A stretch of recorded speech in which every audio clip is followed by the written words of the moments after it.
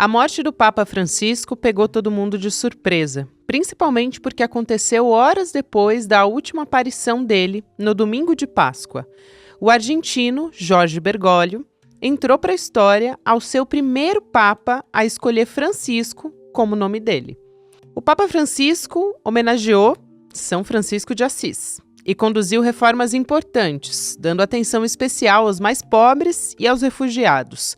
A morte dele, aos 88 anos, inicia um importante processo na Igreja Católica para a escolha do próximo Papa, o conclave.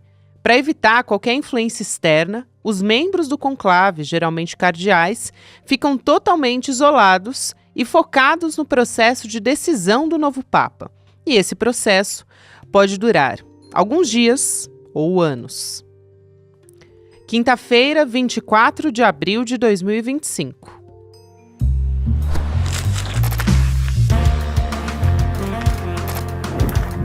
Sou Gabriela Varela, esse é o podcast Detalhes, e aqui mais uma edição da Liberdade.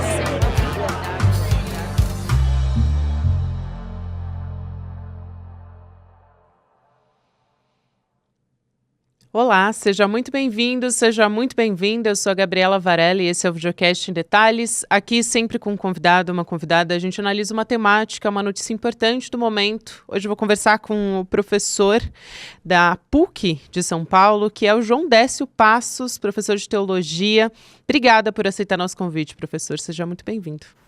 Eu agradeço a oportunidade para essa conversa tão atual, né, que nos pega a todos neste momento da partida do Papa Francisco. Com certeza, professor, e acho que a gente ainda vai falar por um tempo a respeito disso, porque a gente vai ter o conclave, a gente tem alguns dias de despedida também. Para o nosso começo de conversa, eu queria perguntar sobre o legado do Papa Francisco, porque ele abriu discussões muito importantes, né? Sobre urgência climática, sobre guerra, sobre os palestinos que estão sendo mortos em Gaza, enfim. Ele tinha um discurso muito de acolhida, né? Para além dos fiéis, era um discurso de inclusão. Então, não era uma coisa o que pode e o que não pode, era um perfil mais conciliador, até para quem não é católico. Então, quem que foi o Jorge Bergoglio? Qual é o legado que deixa o Papa Francisco na sua avaliação? Jorge Bergoglio foi um Papa, foi eleito Papa com a missão de reformar a Igreja. É importante a gente relembrar sempre a conjuntura, o contexto, não é?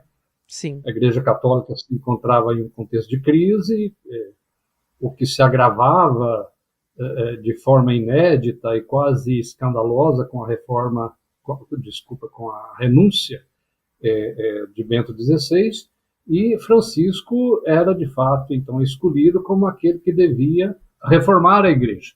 E Francisco, de fato, assumiu, na sua personalidade, nos seus projetos, esse ideal e essa estratégia de reforma da Igreja. Então, nós estamos falando, sim, de um homem reformador e talvez no sentido revolucionário do termo, quando a gente olha para a Igreja Católica, com a sua longa tradição, com a sua instituição muito sólida, onde as coisas já estão todas estabelecidas, tudo tem o seu lugar, tem um direito canônico que legisla sobre o conjunto todo. Então, estamos falando de uma instituição tradicional, forte e estável. Então, de forma que fazer uma reforma nessa instituição não é algo simples. E Francisco conseguiu, de fato, ao longo desses 12 anos, ir encaminhando um projeto de reforma da Igreja Católica muito significativo e em muitos aspectos, como você já mencionou aí na introdução, muito revolucionário. Então, falar em legado do Papa Francisco, eu acho que o primeiro, a ideia de que a Igreja Católica é uma igreja que tem seu fundamento no que ele chama de coração do Evangelho e está a serviço da humanidade e de modo direto e particular daqueles mais vulneráveis e daqueles. E, portanto, a Igreja Católica, como você bem disse, ela tem que incluir na sua comunidade de fé todas as pessoas sem nenhuma exceção. Isso Francisco repetiu durante esses 12 anos. Então aqui a gente poderia mencionar esses sujeitos. Primeiro, os pobres. A grande pauta do Papa Francisco foi a retomada da opção pelos pobres, né? E como, por uma razão não só social e política, não é? Mas por uma razão teológica. Francisco repetia sempre que o cristão tem que tocar a carne sofredora de Cristo na carne sofredora dos pobres. Os pobres, então, como o primeiro sujeito, como um sujeito fundamental, e que a igreja tem que escolher porque Jesus os escolheu. E ponto. Diz ele. Não há discussão em relação a isso, afirma Francisco. Eu acho que aí a gente pode ir enumerando os outros sujeitos. Os imigrantes. Os imigrantes também, eles estiveram na pauta do Papa Francisco. Você lembra daquela visita do Papa Francisco a Lampedusa, lá no Mediterrâneo? E Francisco não cansou de conclamar as igrejas e os governos e as nações a superarem a xenofobia e a acolherem os imigrantes. E aqui a gente poderia ir expandindo as listas, né? Francisco recebeu indígenas, então ele teve uma palavra muito especial para os povos nativos, os trabalhadores, e Francisco participou e apoiou encontros dos trabalhadores, e podemos avançar. Francisco, ele afirmou a necessidade da igreja incluir de forma mais efetiva as mulheres, e mais além, de que a igreja deveria incluir a comunidade LGBTQI+. Então, assim, Francisco, ele tem um legado interno na Igreja Católica que é revolucionário e gigantesco, e que o próximo pontífice terá que lidar com ele de alguma forma. Uhum. Agora, do ponto de vista externo, né, Francisco, ele avançou muito na chamada doutrina social da Igreja. E aqui, então, vamos citar dois grandes documentos do Papa Francisco. O primeiro, a encíclica Laudato Si. Talvez a encíclica Laudato Si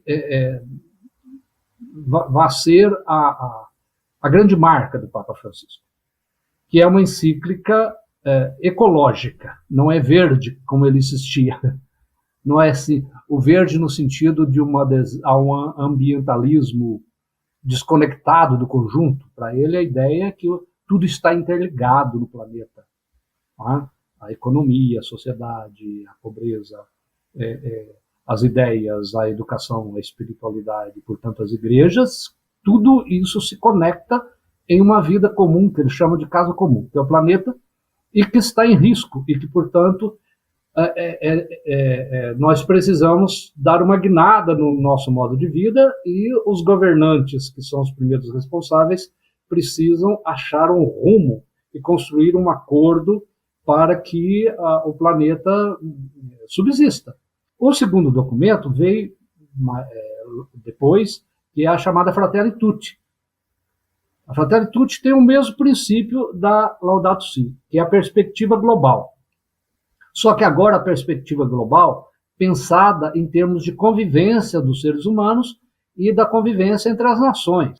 Professor, eu acho fundamental esses dois últimos documentos que o senhor cita, mas tem um momento também, vou dar um passo atrás, que são outros pontos ali que o Papa Francisco levantou, discussões importantes, mas não houve uma mudança estrutural. Eu estava lendo aqui diversos especialistas falando a respeito disso, me chamou a atenção uma fala da Denise Mascarenha, que é coordenadora executiva da Organização Católicas pelo Direito de Decidir. Achei interessante a gente trazer aqui para a nossa conversa, porque ela faz a seguinte reflexão: o Papa humanizou o papado, mas não a Igreja Católica. E aqui ela está falando sobre mudanças significativas, mudanças que levam muito tempo, estruturais, então, né?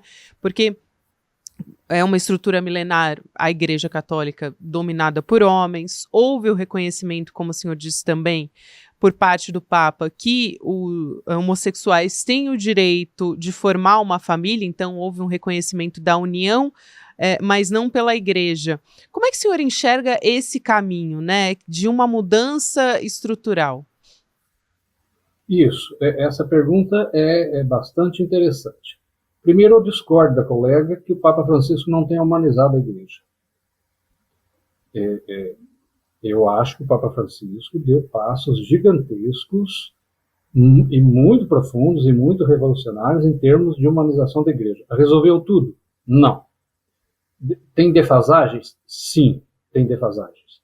Agora, tempos atrás, ninguém jamais imaginaria que viria da parte do Papa, por exemplo, a autorização de uma bênção para um casal do mesmo sexo. Nunca. Aliás, Francisco pagou um preço altíssimo por autorizar uma normativa em relação a essa questão. Então, assim, eu acho que o Papa Francisco humanizou e muito a Igreja Católica. Agora, é interessante o que você coloca, e talvez a gente deva ir às razões de fundo, em termos de mudanças estruturais. Eu não tenho dúvida e concordo aí com você e com quem mais afirmar essa tese, de que, de fato, nem tudo que foi ensinado como valor, como princípio, como ideia, pelo magistério, é o nome técnico que se usa para os ensinamentos oficiais do Papa Francisco, foi traduzido estruturalmente. É verdade. Nem tudo. Francisco afirmou a importância fundamental da mulher na igreja, deu um passo importante, na medida em que ele nomeou mulheres para ocupar cargos dentro da Cúria Romana, e inclusive concedendo a uma mulher o cargo mais alto, que é de prefeita de um dicastério, seria mais ou menos a ideia de um ministro nas repúblicas. Então deu esse passo. No entanto, não deu um passo importante que seria, por exemplo, admitir as mulheres na hierarquia católica, seja de que jeito fosse, como diaconato ou como presbítero. Não deu esse passo. Nesse sentido, então, não traduziu institucionalmente aquele princípio de valorização da mulher dentro da igreja. Este é um ponto, sem dúvida nenhuma, aponta para uma defasagem no pensamento do Papa Francisco. Outras questões também não foram traduzidas em reforma estrutural. Então, por exemplo, Francisco faz uma crítica tremenda ao clericalismo, com toda razão.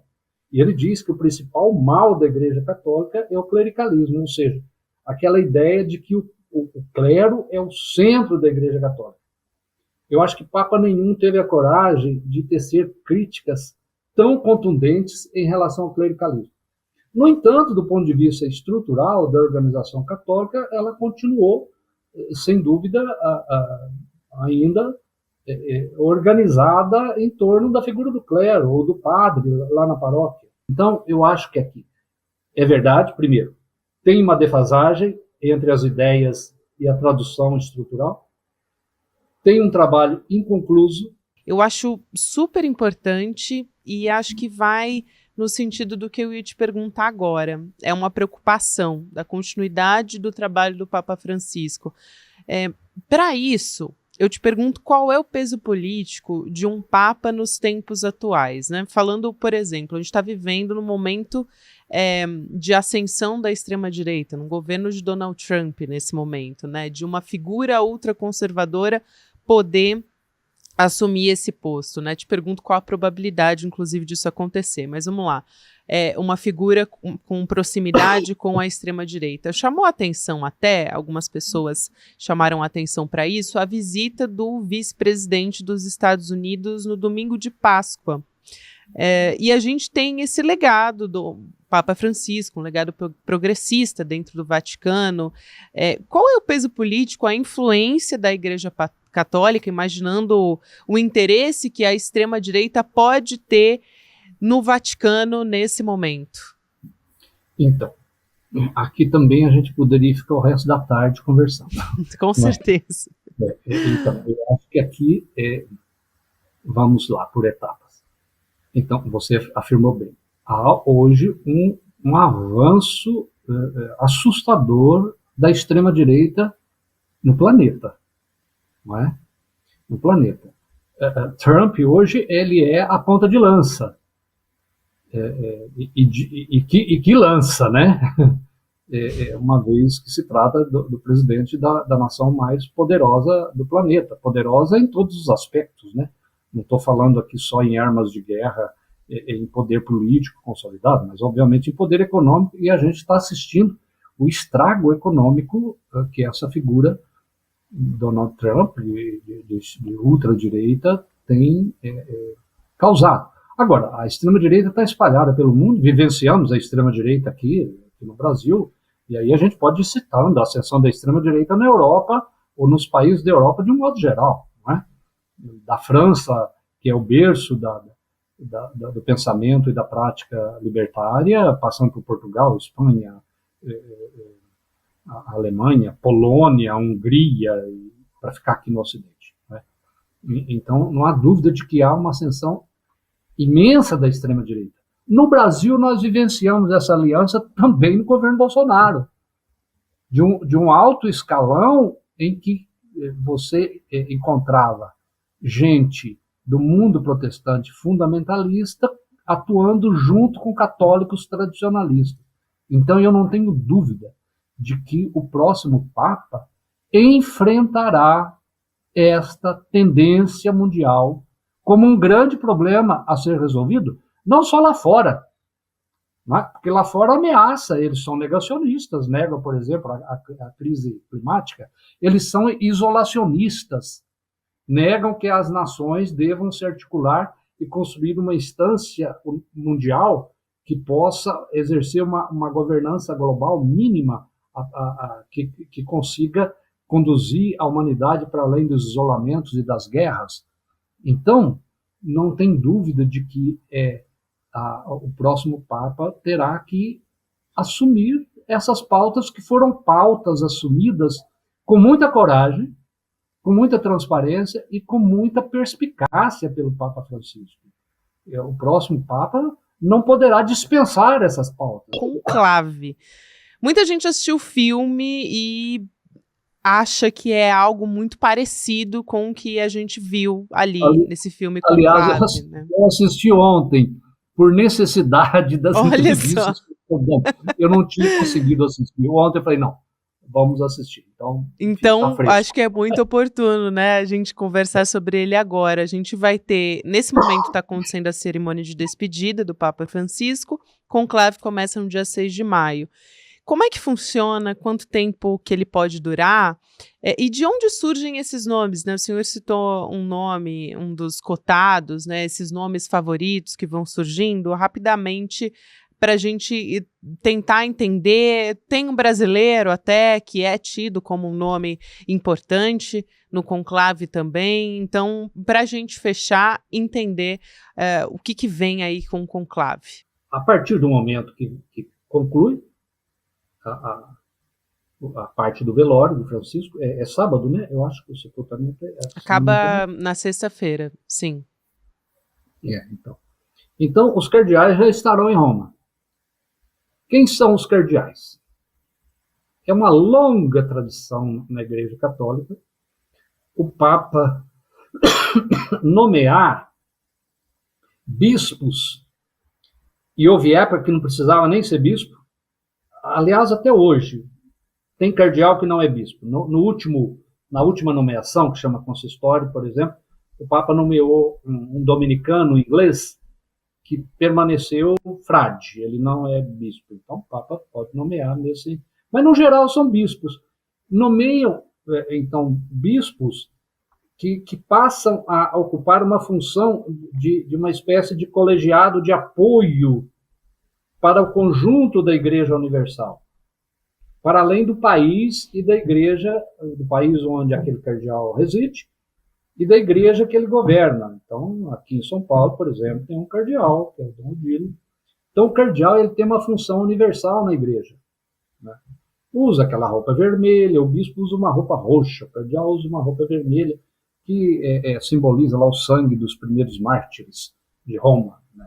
Então, os cardeais, que são escolhidos pelo Papa, eles compõem o colégio de eleitores quando um Papa morre. Todos são eleitores? Não. Até 80 anos. É assim que reza a regra.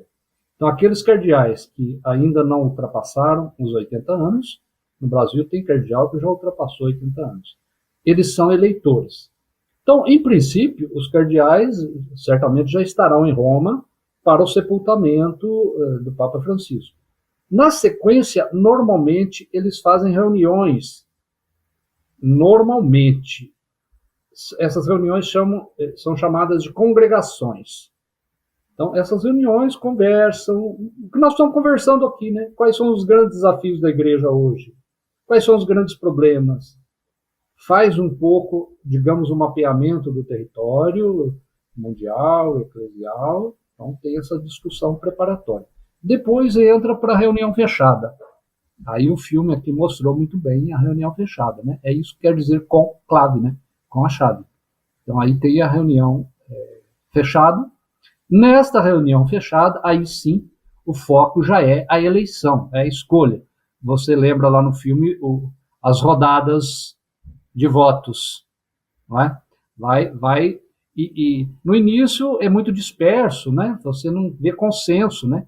Várias tendências vão se configurando. São os chamados escrutínios. Agora, de escrutínio em escrutínio, progressivamente, se vai, então, construindo um consenso em torno de nomes, aquilo vai afunilando, até que um nome atinja a maioria. Uma vez que o nome atingiu a maioria, aí tem os cardeais aplaudiam lá no filme, né? Aí se aplaude, vai alguém lá e pergunta, você aceita ser Papa? Se ele disser sim, eu não conheço a história dos conclaves. Se teve algum conclave que o Papa, que o eleito disse não. Mas, enfim, há a pergunta oficial. Sim, você aceita? Sim, ok, então aí ele é, de fato, definido como o Papa, o sucessor de Pedro. Então, é isso que vai ocorrer. Eu acho que isso do ponto de vista do processo, né? Agora, papáveis. Olha, tem papáveis que dão certo. Tem a brincadeira que diz assim, que em todo conclave, quem entra papa sai cardeal. Dizendo que as listas não funcionam. Às vezes funcionam, às vezes tem papável que funciona. O Bento XVI era um papável que foi papa, né? Foi papa. A história dos conclaves conta, por exemplo, que Pio XII era um papável e foi papa, foi eleito papa. João XXIII não era um papável que foi eleito papa. O próprio João Paulo II, eu era criança, mas eu já li sobre isso e me lembro, inclusive, da eleição dele, não se falava, ele não estava incluído na lista. Era um cardeal do lado de lá da Cortina de Ferro, da Polônia, enfim, de repente apareceu João Paulo II com aquele vigor todo que ele sempre demonstrou, né, até o fim da vida. Então, pode haver de tudo, a gente nunca sabe. O processo de construção de consenso dentro de conclave, ele pode, inclusive, ter mudanças de rumo, né? O filme Conclave mostra perfeitamente essa mudança de rumo. Acho que é óbvio que é ficção, né? Mas pode haver mudança de rumos e aí vai se construindo consenso. Então, com relação às listas, a questão é assim, de onde que eles tiram essa lista? Essas listas que estão rolando? Eles tiram, obviamente, olhando não tanto o carisma do sujeito, como foi o caso de Francisco. Francisco não esteve nas listas, não é? E é uma figura extremamente carismática, né? Eles olham, então, por exemplo, por que o secretário de Estado aparece em todas as listas? Uma razão é muito simples, porque ele é o secretário de Estado. Ele é a segunda figura. Dentro do Vaticano, ele é como se fosse o primeiro-ministro, fazendo uma tradução política aqui. É aquele que exerce a função do governo efetivo do Estado do Vaticano. Então, é o segundo no escalão. Então, é natural que ele apareça. Agora, isto o habilita a ser Papa? Não necessariamente. Não necessariamente. Vai depender lá do jogo interno. É uma figura favorita? Pode ser que num impasse haja uma opção pragmática por aquele que dá conta do recado, que já aprendeu a trabalhar lá dentro do Vaticano. Pode ser que ele seja uma opção pragmática. Agora, não necessariamente, não é? Não necessariamente. E aí vem aí outros nomes. Então, o Tagle tem aparecido como um nome alinhado a Francisco, que é um filipino, não é? De fato, ele é uma figura bastante interessante. Agora, a gente pode ter surpresa, como tivemos com o Papa Francisco, com João Paulo II, com João XXIII, que apareça um Papa inusitado. Por quê que essa chance se coloca hoje? Porque hoje, aqui eu queria destacar esse ponto, porque hoje o Colégio Cardinalício está modificado. O princípio de que a igreja deveria ir até as periferias foi aplicado por Francisco no momento de nomeação dos cardeais. A gente tem, por exemplo, um cardeal da Mongólia. A Igreja Católica na Mongólia não sei se eu vou exagerar, é uma paróquia da cidade de São Paulo. É minúscula, é uma igreja. E Francisco nomeou da Mongólia, nomeou o cardeal lá do meio da África, nomeou o cardeal lá da Amazônia. Então, assim, a gente tem hoje um colégio cardinalício muito mais universal e mais descentralizado. Conclusão, muito mais plural. Muito mais plural. Conclusão 2. O conclave certamente será um conclave mais debatido e mais complexo, com ideias diferentes que entrarão em jogo ali na hora da escolha. Então a gente não tem mais um conclave marcado por um italianismo, como ao longo dos séculos, a maioria era italiana, nem por um eurocentrismo, não é? Que a grande maioria maciça era da Europa, então, obviamente, era de se esperar sempre o cardeal europeu. O último conclave já pegou alguém da América Latina.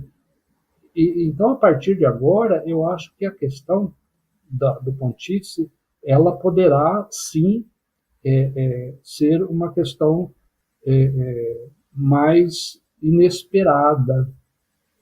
A gente poderá ter surpresa, eu tenho a impressão, passa por aí. A gente espera que uma surpresa boa, né, professor? Não tenha dúvida. Vamos esperar uma boa surpresa, como foi Francisco, né? Uma boa surpresa. Não é só porque a Igreja Católica precisa. As religiões precisam, o cristianismo precisa, e o mundo, né? É o que nós falamos. O mundo é uma figura influente. A figura do Papa é muito importante no Ocidente e no mundo, né? Professor, que prazer te receber aqui, foi muito interessante a nossa conversa, adorei, professor João Décio Passos, que é teólogo da PUC de São Paulo. Um abraço e até uma próxima oportunidade. Um abraço. Até mais. Quero também lembrar você que a gente vai ter uma sessão de cinema exclusiva aqui no ICL. Vamos assistir ao trailer. Vamos falar de um grande grupo de comunicação no Brasil, dos maiores, o Grupo Folha. A Folha de São Paulo foi muito importante no processo de redemocratização do Brasil, principalmente na campanha das diretas já. Época em que a Folha de São Paulo abrigou jornalistas como Clóvis Rossi, Jânio de Freitas, Gilberto de Menstein, Luiz Nassif e muitos outros grandes nomes da nossa imprensa democrática. Mas a Folha também tem controvérsias. Logo depois do golpe de 64, ela cedeu carros para a repressão, perseguiu jornalistas. É sobre isso que a gente quer falar. Vamos fazer um debate a partir de um documentário inédito chamado Folha Corrida, do premiado diretor Chaim Litevski. Documentário produzido pela Terra Firme. São 4 episódios e você está convidado a assistir o primeiro, dia 27 de abril, domingo, a partir das 8 da noite. Agora você fica com o Mercado Investimentos. Na sequência, tem o Rolê ICL e você pode ouvir em detalhes nas plataformas de áudio em qualquer momento do seu dia. Até amanhã. O dia 27 de abril vai ser um dia histórico para o país.